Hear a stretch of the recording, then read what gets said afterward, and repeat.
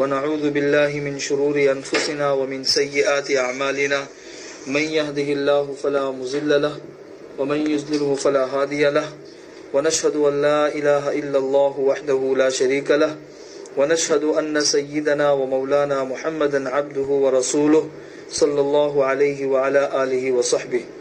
أعوذ بالله من الشيطان الرجيم. بسم الله الرحمن الرحيم. إنا أعطيناك الكوثر فصل لربك وانحر إن شانئك هو الأبتر. رمضان بالکل ختم کے قریب ہے. اللہ تبارک و تعالیٰ کی طرف سے یہ جو مہمان ملا، اس مہمان کی مسلمانوں نے بہت قدر کی. الحمدللہ رمضان کے مہینے میں عبادتیں بھی ہوئی، خیر خیرات بھی ہوئی، اللہ کو راضی کرنے والے بہت سارے کام ہوئے، اور کچھ غلطیاں کوتاہیاں ہوئی، اللہ تبارک و تعالیٰ اسے بھی معاف فرما دے. اللہ تبارک و تعالیٰ کی ایک صفت ہے شکور. قرآن کریم ہم پڑھتے ہیں تو قرآن کریم میں اللہ تبارک و تعالیٰ کی بہت ساری صفات ہیں. ان میں سے ایک صفت ہے اللہ کی شکور. شکور کہتے ہیں قدردان کو. قدردان کا مطلب یہ ہے کہ اگر آپ کسی کے ساتھ میں احسان کرے اور سامنے والا جو ہے اس آپ کے کام کی اور آپ کے احسان کی قدر کرے اور اس کا آپ کو بدلہ دے، اس کو قدردانی کہتے ہیں. تو اللہ تبارک و تعالیٰ کے دوسرے صفات میں سے ایک اہم صفت قدردانی بھی ہے، جس کو شکور کہتے ہیں. اللہ تبارک و تعالیٰ نیک کام کرنے والے مردوں اور عورتوں سے راضی بھی ہوتے ہیں اور ان کے کاموں کی قدردانی بھی کرتے ہیں. اللہ تبارک و تعالیٰ بے نیاز ہے، لیکن بے نیاز ہونے کا یہ مطلب نہیں ہے کہ اللہ تبارک و تعالیٰ کو نیک کام کرنے والے مردوں اور عورتوں کی کوئی پرواہ ہی نہیں ہے. استغنا کا مطلب عام طور پر لوگ لاپرواہ سمجھتے ہیں. لاپرواہی الگ چیز ہے اور اللہ تبارک و تعالیٰ کا مستغنی ہونا الگ چیز ہے. تو رمضان کے مہینے میں جتنی بھی عبادتیں ہوئی، اللہ تبارک و تعالیٰ بھی اس کو قدر کی نگاہ سے دیکھتے ہیں، اور قدر اس طریقے سے کرتے ہیں کہ اس کے بدلے میں اللہ تبارک و تعالیٰ نے ہمیں عید المبارک کا ایک دن دیا خوشی کا. لیکن یہ خوشی کا جو دن ہے، یہ ایک دن کے بعد باسی ہو جاتا ہے، اور ایک دن کے بعد تاسی ہو جاتا ہے، اور ایک دن کے بعد ختم ہو جاتا ہے. ہمارے دادا حضرت مولانا محمد عمر صاحب پالن پور رحمۃ اللہ علیہ کہتے تھے کہ دیکھو رمضان بھر محنت کی، اس کے نتیجے میں اللہ تبارک و تعالیٰ نے عید کی خوشیاں دی، لیکن یہ عید کی خوشیاں ختم ہو جائے گی. اگر ہم پوری زندگی رمضان المبارک کے مطابق گزاریں گے تو اللہ تبارک و تعالیٰ موت پر ایسی خوشیاں دے گا اور ایسی عید دے گا کہ جس عید کے بعد کوئی وہ عید باسی نہیں ہوگی، تاسی نہیں ہوگی، کبھی ختم نہیں ہوگی. اس لیے ایک بات تو یہ سمجھ لے کہ رمضان کی ہی طرح پوری زندگی ہم کو گزارنی ہے. مجدد الفسانی رحمۃ اللہ علیہ نے ارشاد فرمایا ہے کہ جس کا رمضان جیسا گزرے گا اس کا سال ویسا ہی گزرے گا. اس لیے رمضان کا اخیر ہے تو اس اخیر کے اندر بھی ہم اللہ تبارک و تعالیٰ کو منا لے، تاکہ پورا رمضان کے بعد کی زندگی بھی ہماری اسی طریقے سے گزرے. اور آج کے مسائل میں ابھی آپ لوگوں کو بتا دوں کہ ابھی والد صاحب کو دعا بھی کرانی ہے، تو ابھی میں آپ لوگوں کو مسائل سمجھا دیتا ہوں کہ رمضان المبارک کے بعد جو عید آتی ہے، اس عید کے دن تو روزہ رکھنا حرام ہے، لیکن اس عید کے بعد دوسری شوال کے ختم ہونے تک 6 روزے رکھنے کا اہتمام کیا جاتا ہے، اور حدیث کے اندر اس کی فضیلت بھی آتی ہے. ابو ایوب انصاری رضی اللہ تعالیٰ عنہ کی روایت ہے کہ حضور اکرم صلی اللہ علیہ وسلم نے ارشاد فرمایا کہ من صام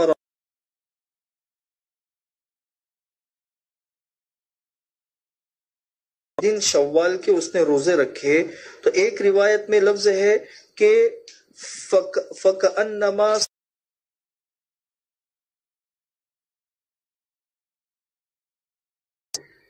اور روایت کے الفاظ ہے کہ رمضان کا روزہ رکھا رمضان کے، اور اس کے بعد شوال کے 6 روزے رکھے، تو یہ فَكَانَ كَصِيَامِ الدَّهْرِ كُلِّهِ، یہ الفاظ ہے. یہ ایسا ہے جیسا اس نے پوری زندگی روزے رکھے ہو. تو رمضان کے روزے اور نیکی 10 لیں گے تو ایک روزہ 10 کے برابر، تو 6 روزے 60 کے برابر. تو یہ 360 ہو گئے اس طریقے سے. اور جس نے اس طریقے سے اپنا معمول بنا لیا تو یہ سمجھ لو گویا کہ اس نے پوری زندگی روزے رکھے. یہ ان دونوں حدیثوں کی تشریح ہے. اس لیے ایک اہتمام تو یہ کرے کہ شوال کے 6 روزے رکھنے کا ہم اہتمام کریں. جیسے کتابوں کے اندر بھی ہے کہ ثواب الحسنتی الحسنۃ بعدہا، کہ ایک نیکی کا ثواب جو ہے نا اللہ کے یہاں جو ملے گا وہ تو ہے ہی، لیکن دنیا کے اندر نیکی کا نقد ثواب یہ ہے کہ اس کے بعد مستقل دوسری نیکی کرنے کی اللہ کی طرف سے توفیق مل جائے. تو رمضان کے روزے رکھے تو وہ روزے اللہ کے ہاں قبول ہوئے ہیں یا نہیں، تو ظاہر سی بات ہے اس کی علامت ایک یہ بھی ہے کہ ہم شوال کے 6 روزے رکھنے کا اہتمام کریں کہ نیکی کے بعد نیکی کی توفیق مل جائے نا، یہ نیکی ہی کا ثواب ہے. شوال کے جو 6 روزے رکھے جاتے ہیں اس سے متعلق 2-3 مسائل آپ لوگوں کو سمجھا دوں کہ بہت سے لوگوں کے، جیسے بعض عورتوں کے رمضان مبارک کے روزے قضا ہو جاتے ہیں بعض مجبوریوں کی وجہ سے، یا کسی اور کے کسی مجبوری کی وجہ سے روزے قضا ہو گئے، تو بہتر یہ ہے کہ رمضان کے بعد پہلے قضا روزے رکھے اور پھر اس کے بعد شوال کے مسنون روزے رکھے جو نفل اور مستحب روزے ہیں. یہ بہتر ہے، اس لیے کہ فرض کا درجہ بڑا ہے نفل اور مستحب کے مقابلے میں. لیکن اس کے باوجود بھی اگر کسی شخص نے پہلے شوال کے روزے رکھے اور پھر اس کے بعد قضا روزے رکھے تو کوئی حرج نہیں ہے، قضا روزے بھی ہو جائیں گے اور شوال کے روزے بھی ہو جائیں گے. دوسرا مسئلہ یہ ہے کہ شوال کے پورے مہینے میں عید کے بعد دوسرے دن سے روزہ رکھنا ضروری نہیں ہے. اگر پورے شوال کے اندر 6 روزے رکھ لیے تو بھی اسی کا ثواب مل جائے گا. تیسرا یہ ہے کہ ان 6 روزوں کو متواتر تسلسل کے ساتھ ایک ساتھ رکھنا ضروری نہیں ہے. ایک دن رکھا، پھر 2-3 دن کے گیپ کے بعد رکھا، پھر 3-4 دن کے گیپ کے بعد رکھا تو بھی وہی فضیلت حاصل ہوگی جو حدیث کے اندر ہے. بس شرط یہ ہے کہ شوال کے مہینے میں یہ روزے پورے ہو جانے چاہیے. چوتھا مسئلہ یہ ہے، جیسے بہت سے لوگ پوچھتے ہیں کہ رمضان کے روزے چھٹے ہوئے ہیں اور شوال کے روزوں کا ثواب بھی حاصل کرنا ہے، تو کیا ایسا ہو سکتا ہے کہ ہم شوال کے روزے بھی رکھیں اور قضا جو روزے ہیں اس کی بھی نیت کر لے، تو ایک ہی ساتھ میں ایک ہی عمل سے دونوں ثواب مل جائے کہ قضا روزہ بھی پورا ہو جائے اور شوال کے 6 روزوں کا جو ثواب ہے وہ بھی ہمیں حاصل ہو جائے؟ تو کیا یہ ممکن ہے؟ تو اس سلسلے میں اس سے پہلے رمضانوں کے اندر میں وضاحت کے ساتھ آپ لوگوں کو بتا چکا ہوں کہ 2 چیزیں الگ الگ ہیں، اس کو سمجھنے کی ضرورت ہے. فرض اور نفل ان دونوں کی نیت ایک ساتھ میں نہیں کر سکتے. اگر فرض اور نفل دونوں کی نیتیں ایک ساتھ میں کریں گے تو نفل تو ادا نہیں ہوگا، فرض ادا ہو جائے گا، اس لیے کہ فرض قوی ہے.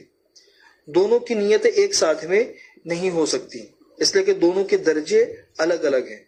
ہاں البتہ یہ ممکن ہے کہ ایک ہی درجے کی اگر کوئی عبادت ہے اور ایک سے زیادہ نیت کر لی تو کوئی حرج نہیں ہے، سب کا ثواب مل جائے گا. جیسے ایک انسان ہے، یہ مسجد میں داخل ہوا تو مسجد میں داخل وضو کر کے داخل ہوا تو 2 رکعت اس کو نفل پڑھنی ہے. اب اس 2 رکعت نفل کے اندر اس نے تحیت الوضو کی بھی نیت کر لی، تحیت المسجد کی بھی نیت کر لی، شکرانے کی بھی نیت کر لی، حاجت اور توبہ کی بھی نیت کر لی. یہ 5 نیتیں ایک ساتھ میں کی تو سب کا ثواب اس کو مل جائے گا اور 2 رکعت کے اندر کافی ہو جائے گی. کیوں؟ اس لیے کہ یہ ساری کی ساری عبادتیں نفل کی قبیل سے ہے، سنت کی قبیل سے ہے. اسی طرح روزوں کے اندر دیکھ لے کہ جیسے عام طور پر انسان جو ہے نا وہ ایام 20 کے روزے رکھتا ہے. ایام 20 کے روزے رکھنا مسنون ہے. اسی ایام 20 کے روزوں کے اندر جمعرات یا پیر کا دن بھی آ گیا اور جمعرات اور پیر کا دن روزہ رکھنا یہ مسنون ہوتا ہے. اور انہی دنوں کے اندر شوال کے 6 روزوں میں سے کوئی ایک روزہ آ گیا تو ایک ساتھ میں یہ تینوں اگر نیت کر لے کہ بھئی ایام 20 کا ثواب بھی مل جائے، جمعرات یا پیر کے روزے کا ثواب بھی مل جائے اور شوال کے 6 روزوں میں سے جو روزہ آیا ہے اس کی جو فضیلت ہے وہ بھی حاصل ہو جائے تو سب کا ثواب انسان کو مل جائے گا.